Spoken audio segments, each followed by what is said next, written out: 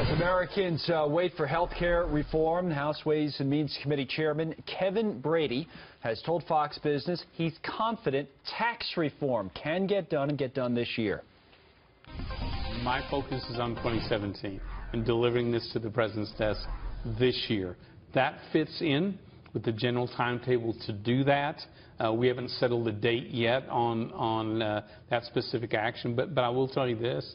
I really like the pace in the substance of the discussions. I haven't seen anything that knocks us off the timetable for this year. Here now, Douglas Holtz-Eakin, the president of the American Action Forum and a former director at the Congressional Budget Office. Doug, good to see you. Haven't seen you in a while, but tell me, good to see you. What do you think of this time frame? Congressman Brady says he's confident. We've heard from Steve Mnuchin and others speaking along similar lines. Is it realistic to get taxes done by the end of the year?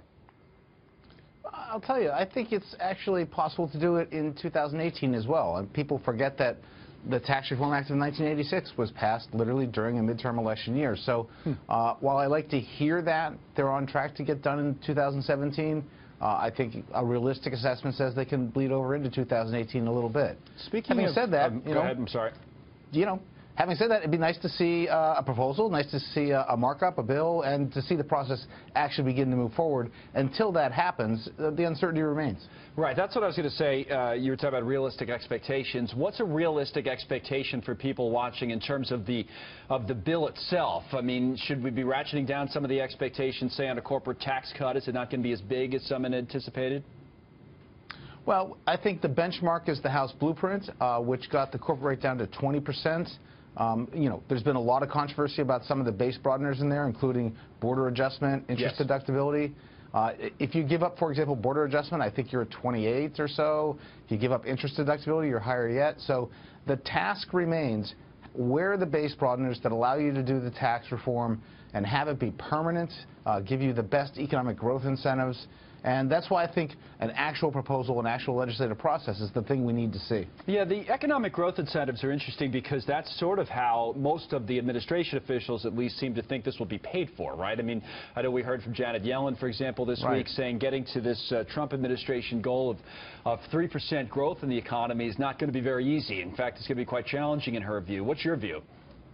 I think it's quite challenging. I think we got a reminder of that today. The Congressional Budget Office put out its estimate of the deficits under the president's proposals.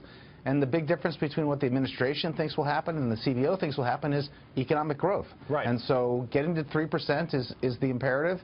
Tax reform is probably the linchpin of that effort. In and of itself, done very, very well. I think it gets you half a percentage point, maybe a little bit more. Combine that with a serious pro-growth health care reform, a serious regulatory reform, and maybe a smart infrastructure program. You have to have everything line up correctly to get to 3. Everything would have to be work. perfect. Everything would have to go right? Because that's been their argument since the campaign, to be fair. I mean, that's what they've been saying to us every time we say, how are you going to pay for this? The answer has essentially been something like, not don't worry about it, but, hey, listen, economic growth. That's always been their answer. Are you saying that's not sufficient? I think economic growth has to be the top priority. I don't want to be misunderstood by that. That's the thing that will help Americans the most. The single biggest thing you can do for the American middle class is get growth faster, get real wage growth again. That's it. The second piece of it is the budgetary piece. And there, I just don't think you can easily just shrug your shoulders and say it's all going to be fine. I think there's a lot of hard work to be done, and they need to begin in that process.